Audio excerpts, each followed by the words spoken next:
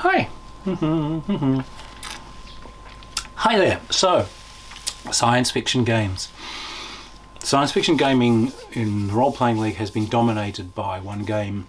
It's been dominated by one game since the 70s, and it's been dominated by that game for good reason. It's brilliant. And that game is Traveller. So my games group fixed on Traveller very early on in the 70s, and it became a stalwart favourite. This was our go-to. We played this all the time. It's a brilliant, simple system, so we would use it for anything. Any kind of strange one-off science fiction-y tale, any strange thing we wanted to tell, you could just use the Traveller system. So, Traveller came in a little box. My box, sadly, has not survived. My books, however, have. I also have the rest of the games group's books. Tim, your books are here. So, you got these three little books. So, Characters and Combat, Starships, Worlds and Adventures. This classic black book format with the red stripe. This had everything that you really needed to get going. So, 70s game design, so they had almost no artwork in it, nor did they in fact need it. We got the occasional picture. Now, this uses a 2d6 system. Essentially, you're rolling two six-sided dice and you're looking for an 8 or higher to succeed at a task. However, you get skills. Skills are a number, 1, 2, 3, 4. They add to your dice roll. So if I roll 2 dice and I get a 6, but I have a 2 skill, that 6, add 2 to it, becomes an 8. Huzzah, success. Characteristics at higher levels also give you a bonus to something. So, a very simple system. Now, damage. When you took damage, all of your characteristics are done on 2 six-sided dice. So, strength, dexterity, endurance, intelligence, education, social standing. And when you're hit by a weapon, the physical characteristics get damaged. You roll a number of six-sided dice for the weapon and they come off your characteristics. The first hit that you take always comes off all of one characteristic. So if I take 3 dice of damage, it will go off one random characteristic, all off my strength, all off my endurance. If you get one characteristic down to 0, you are wounded, you're incapacitated. If they all get down to 0, that's it, you're toast. So a simple system. It's withstood the ages. You rolled to see if you penetrate armor, and you've got this wonderful list of weapons which are more and more, killy and more advanced as they go on. And here's where it succeeded so well. Traveller laid out an actual high-tech scientific framework for playing adventures in a science fiction universe. So they outlined technology in set tech levels, and at these levels new technologies are developed. So when you get to tech 8, you start developing fusion, and you start developing things like very early anti-gravity principles. As you get to tech 9, now you can actually have anti-gravity vehicles. Fusion drives have started to come in. As your tech gets higher, people discover interstellar jump drives and so on. Now, what they had was a nice system of interstellar travel where you've got jump drives on ships. Jump drives move you a number of parsecs, so they had maps which are 1 parsec across, and a jump drive was essentially expressed as a number between 1 and 6. That's a number of hexes that you can teleport across to. You don't cross the intervening space, you sit there, build up the charge in the capacitors, bang, you jump. And there you are, you've used up a massive amount of fuel, but you're at this other location. So there is a functioning interstellar travel system. In this book, you got given the ability to make your characters.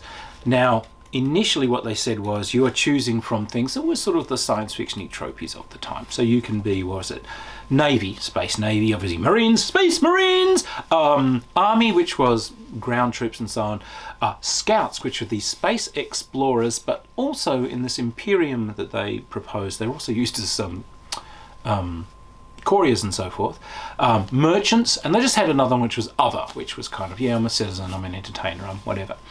Now what you did was you tried to enter your chosen profession, you rolled some dice to see if you got in. If you failed, you rolled a random dice to see which one you ended up in, and then it went by terms. You got a 4-year term, and over the course of a 4-year term, you got to roll on these different charts. You choose charts, and you rolled randomly for what sort of skills that you would get. Some of these things mightn't be a skill, they might be a characteristic improvement and so on, but you would run out a few terms, 3 or 4 terms, you roll your skills, and then you would muster out at the end of it, and that would tell you what resources that you had when the game began at point 0. Now you're playing the game.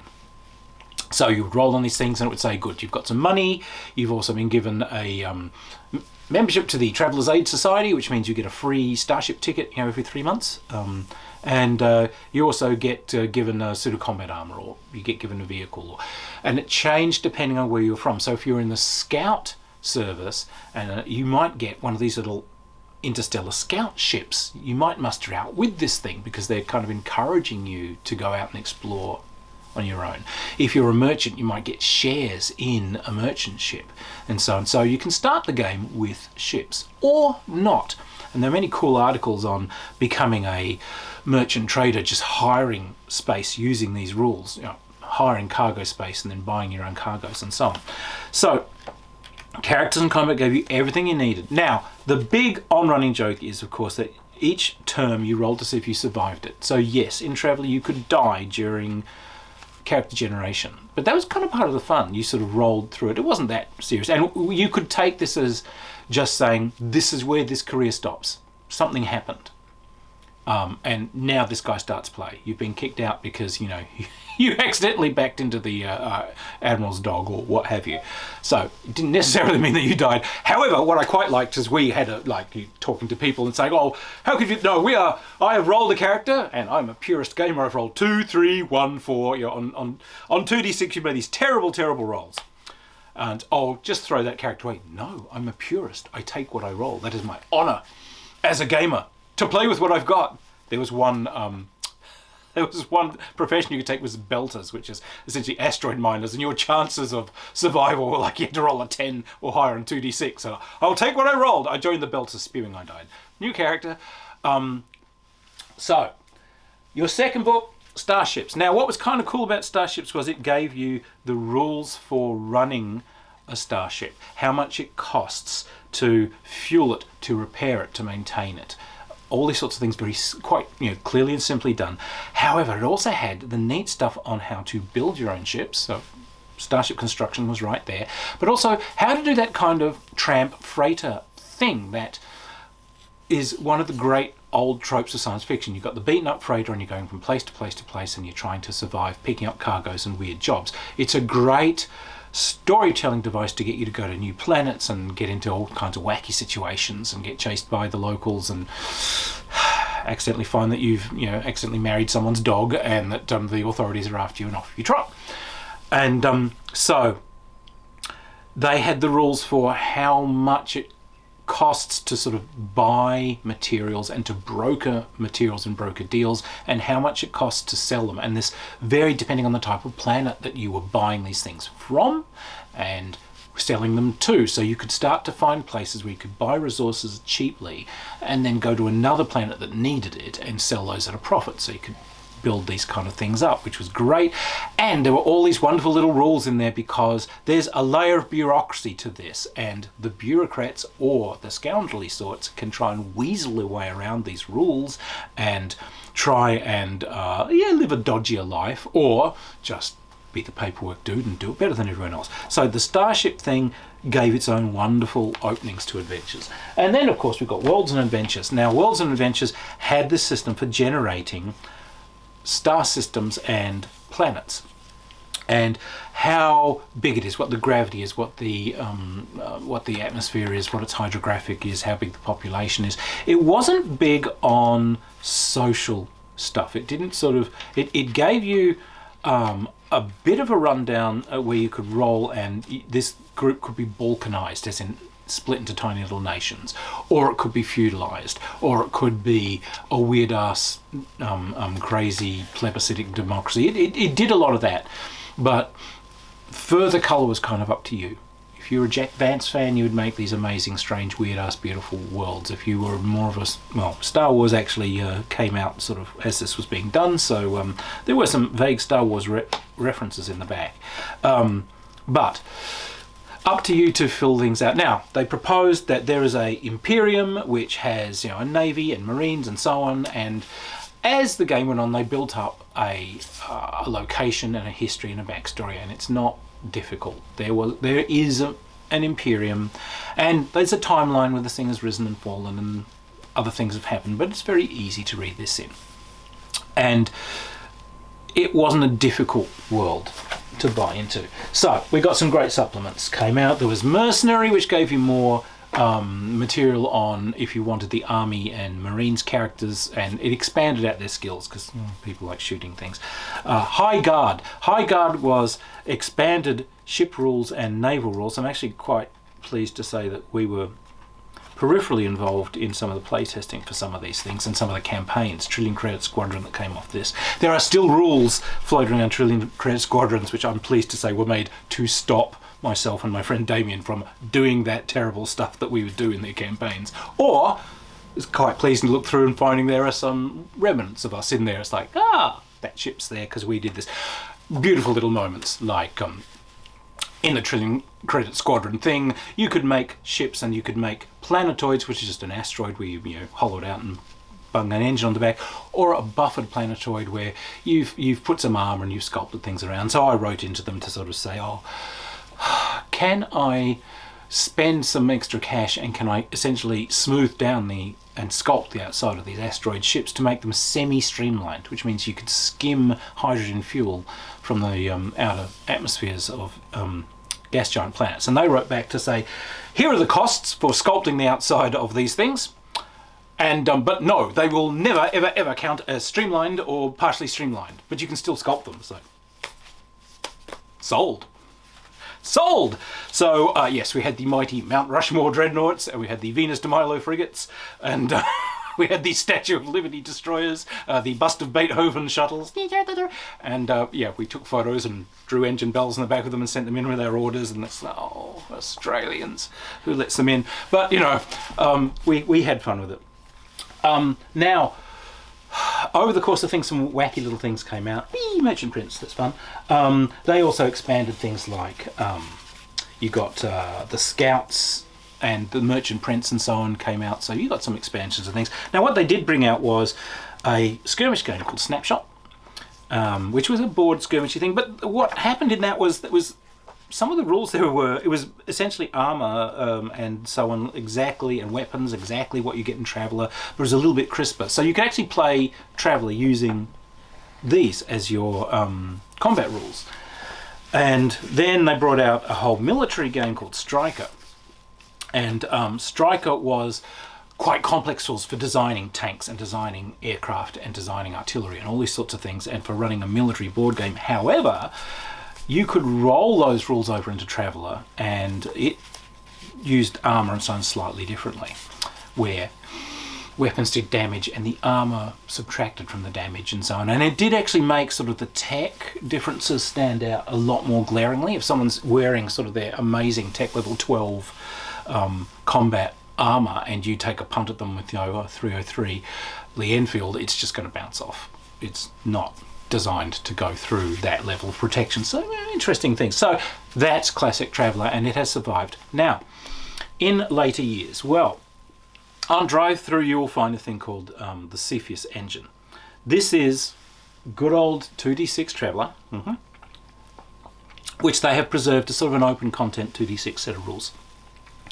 You will find they've done a setting which is not the Traveller Imperium.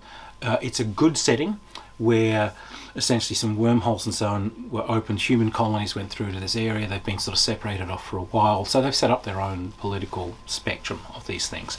Now, Traveller always had started off as a sort of human-centric thing. There was a human occupied areas, but there are really nicely done alien species. There's true aliens, and there's also some that sort of came from a progenitor race that sowed different hominids and so on about the place. But Cepheus has continued that tradition. They've got some interesting alien races and so on. Why would you buy Cepheus? You would buy Cepheus because it's a different setting. You really want the setting books. If you've got original Traveller, you can you don't need the Cepheus rules. However, those original Traveller books for a while were out of print. You can find them on drive-through now.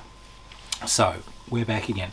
However, so this game this is a 70s game, and it was brilliant, and we got all these wonderful journals, journals of the Traveller's Aid Society, many of them cool illustrations by my friend Donna Barr and so on.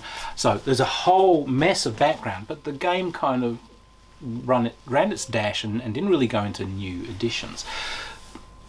Mongoose, lovely company, they did a revised version. Now, Mongoose's version retains that 2d6, rolling an 8 or higher, skills expressed as a low number that adds to the roll. They've put clearer rules for how your characteristics are involved with this, taking their lead from modern D&D and so on, where people want those characteristics really adding in. So it's a great piece of work. They've done a ton of background information. Their combat has taken its lead from Striker. So essentially armor is absorbing damage, and that does mean, as I said, that tech layer tends to be way more noticeable. It's very hard to injure someone if you've got weapons that just can't do it. You can fire at that guy in battle dress with that revolver all day long and you'll never do enough damage to get through it. Which is true, to be honest. So Mongoose have done a spectacular job. It's currently in print with Mongoose, and that's fine. There have been a few other restarts. So Miller and Cohen decided to get the license back, and they've done like revised things.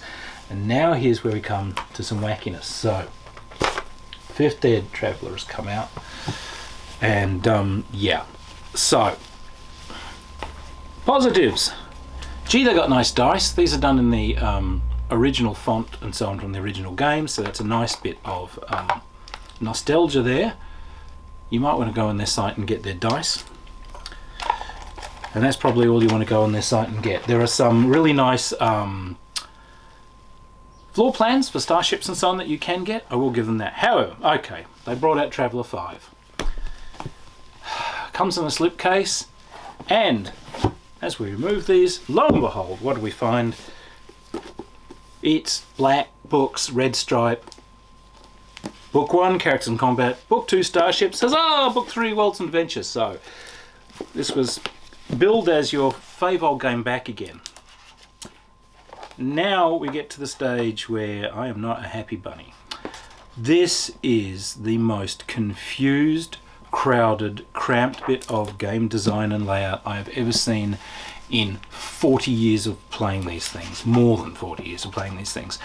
It's like someone let Granddad get hold of the typewriter and didn't supervise him. This is densely written. Starts off with a history of the universe. Oh, don't worry, it goes downhill from there. And it just keeps going and going and going.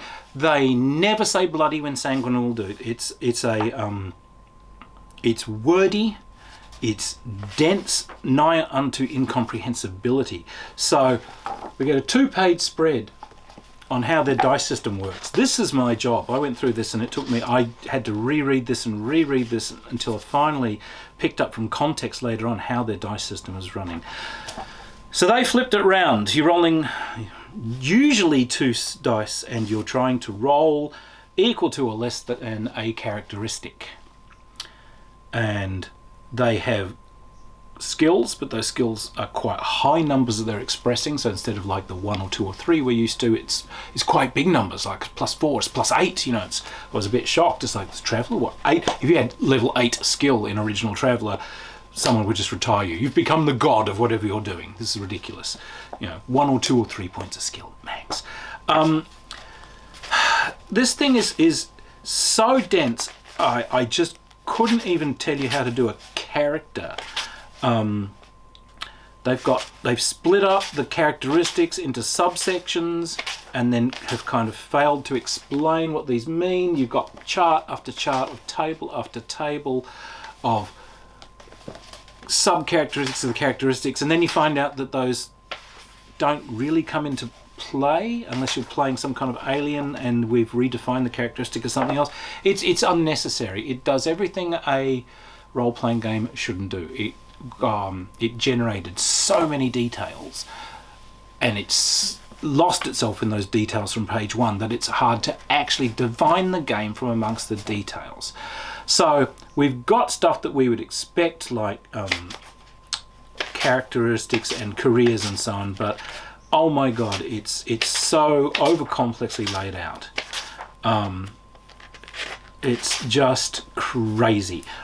Even things like the charts for rolling your characteristics, they look hauntingly familiar, but they're massively over complex. Now we're kind of cross-indexing. Plus there's a whole layer of pre-game or career experience from what planet you've been to and so on. Now Mongoose did this simply. You generated some skills when you started, and it said, oh, what sort of planet did you come from? Okay, well, you get to choose a couple of skills. I come from, my people, we grew up in sort of Starships and so on, and 0G.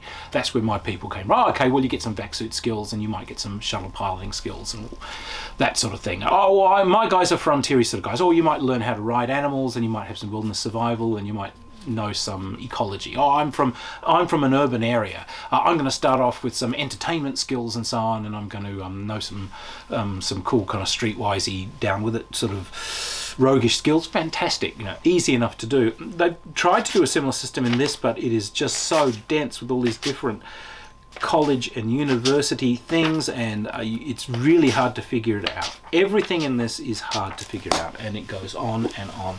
So look, is it even worth picking up as a mineable background for your regular traveller?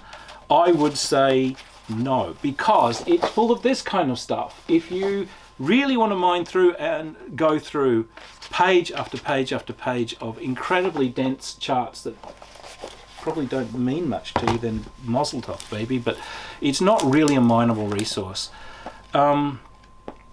Look, someone felt that they wanted to bring out all this incredible detail for the thing. It's not a game that ever needed it, it's not a game that ever required it, and they haven't managed to communicate it in a simple and effective manner. This is my profession, so professional to professional, guys, you failed. The first purpose of any written document is to communicate its contents to an audience. If it does not do that in a easily relatable manner, then you have problems. This has problems. Traveller is one of the truly great games ever created. Playing Traveller, I have explored alien worlds, I've wandered through amazing societies, I have run scams, I have combed through ancient ruins, friends have run interesting one-offs, what ifs, finding strange alien artifacts, or what if there were places that had different rules and laws. It truly is an adaptable and wonderful system. The original is still out there. The Cepheus system is doing well. It thrives off its different background and its additional rules. They've also rolled these rules over to do some post-apocalypse versions and so on. Mongoose's one is a really nice piece of work. I think you'll enjoy the Mongoose version. They did a spectacular job, and it's still going. If you want to play Traveller, get hold of Mongoose's version. Take a look online if you don't have the good old originals, and see if you can get hold of them. PDFs and so on are out there. They're great. Other versions of this thing that have come out, not really necessary.